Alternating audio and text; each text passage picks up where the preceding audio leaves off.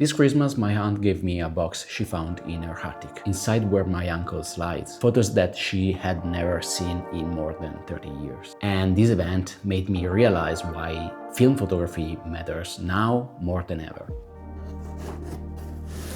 Hey, welcome back to the channel and Happy New Year! So, sorry for my voice, I'm sick since a week or so. This is a new year and I have something fresh in mind for this channel and for my photography career. So I thought to start this year talking about what happened during Christmas time and what's happening in my mind, in my career, and the shift that will take over the next months. And it's something exciting because you will see something very fresh here as well.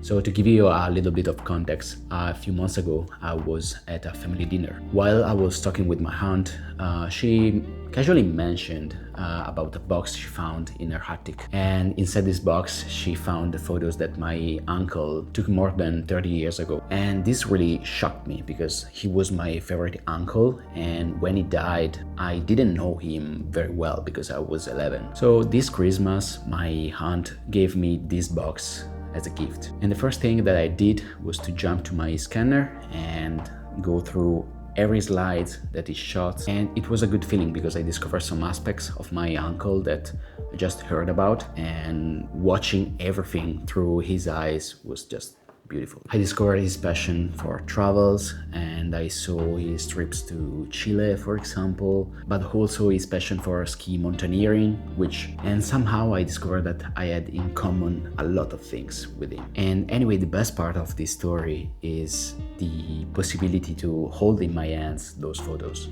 because it's a physical form of my uncle presence, and somehow is a tangible past made real by photography. I think about all the photos that I took in my entire life, not as a photographer, but as a person documenting his life. Of course, I shot photos in high school, in middle school, or at the beginning of college, and probably I archived all these photos in some hard drives. Maybe I erased all the photos or I formatted the disk, I don't know. Anyway, I lost those photos, and some of them are still living rent-free in my Facebook page, and probably they are the most embarrassing one. All the other photos, I basically lost all of them. And the moment I received these slides, I realized how important it is to have a physical copy of our photos. And I don't mean the printed version of the photos, but the most physical, direct representation of the photo itself. Physical in a sense of a chemical reaction, a real scene impressed on a piece of film. So to quote a line from the movie Kodachrome, "People are taking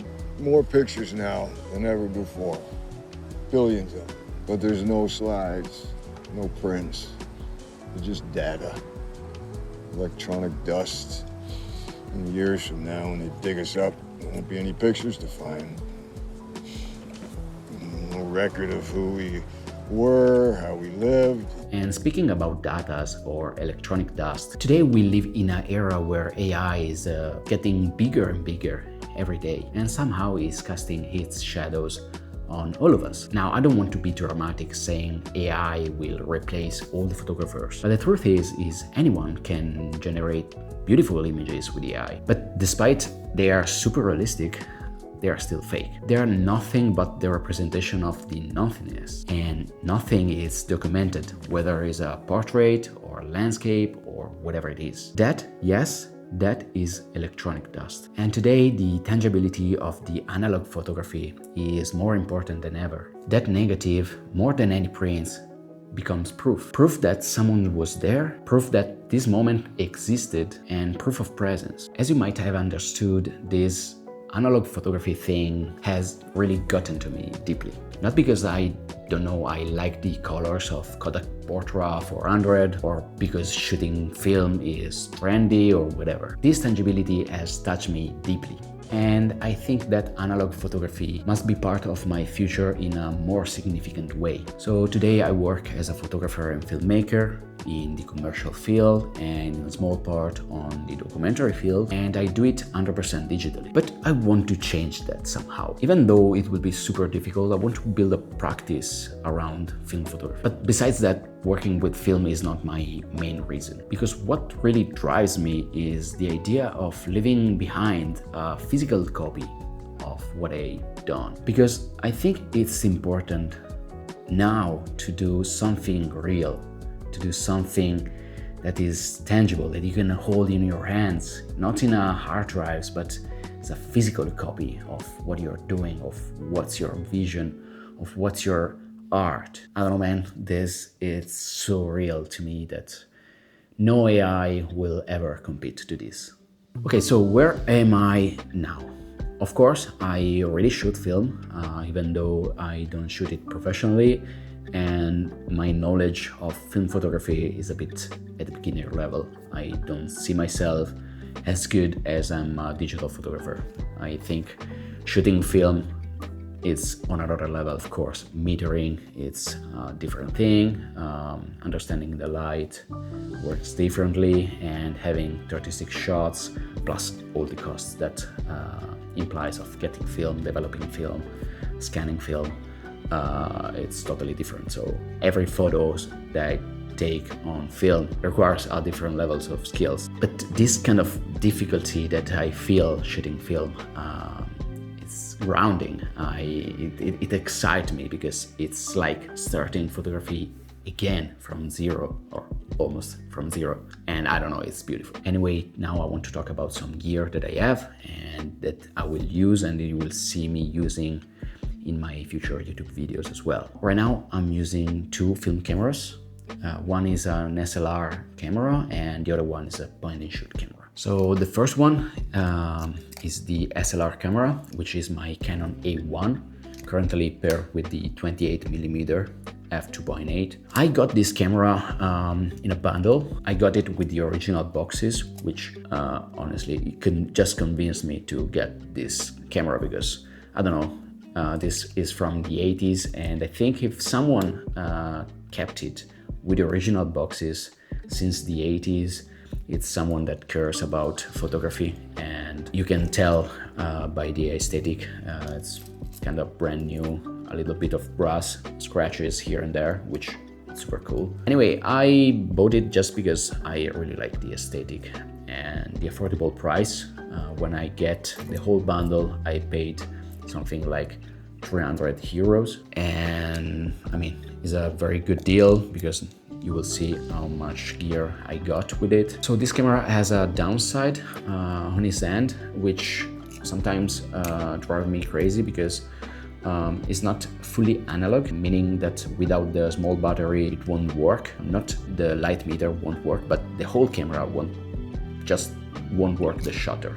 One thing that I have to do is to go around with a bunch of extra batteries just in case. But anyway, I really love it. I don't trust 100% the light meter.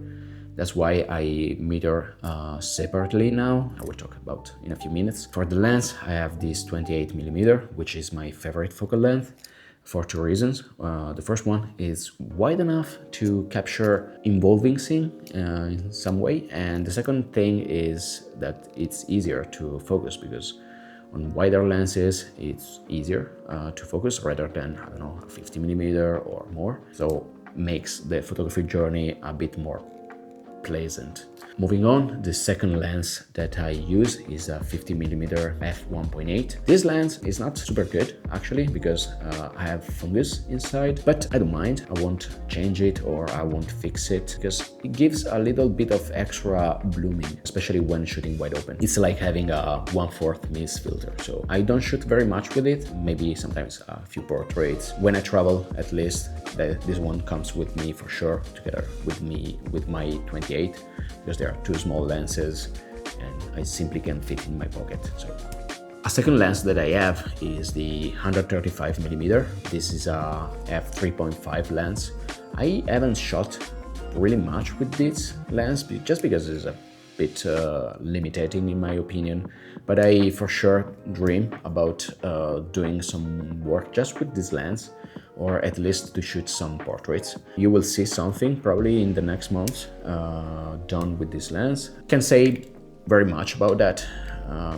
I just like that it's a very small lens. The last lens that I have for this Canon that I still got with this kit is the 70 to 210. I love this lens because it's also a macro lens. Shooting at 70mm, I can go macro, and it's a f4 lens, so it's not really dark. But I had some issues shooting with this lens. I don't know why. Maybe I was metering wrong. I'm not sure, honestly. I have to do some tests because I was in Iceland and I was shooting photos of a volcano and they turned out dark.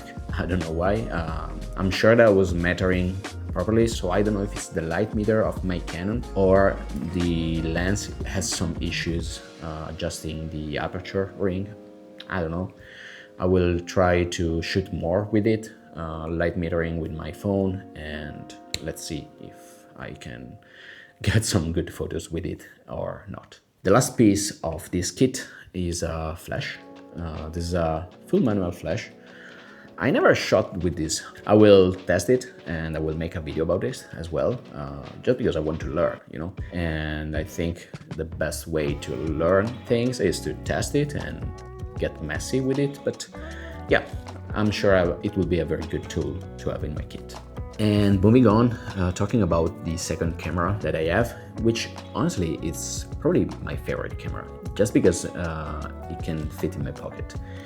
Of course, everyone knows about the Olympus Mewtwo. I don't know, like the Pokemon Mewtwo. I don't know how to spell it. Anyway, this is the second model. It's not the zoom version, it's the 35mm f2.8. I love it because it's kind of weather resistant. My favorite thing about this camera is I can build in the dates on the photos, which I kind of love it because it gives you track of what you were doing in a specific day at a specific time of the year. So again, fits in my pocket, so it comes with me every time and I don't have to struggle focusing. It's just more reacting my vision, take photo, put it in my pocket, and probably I messed it up, of course.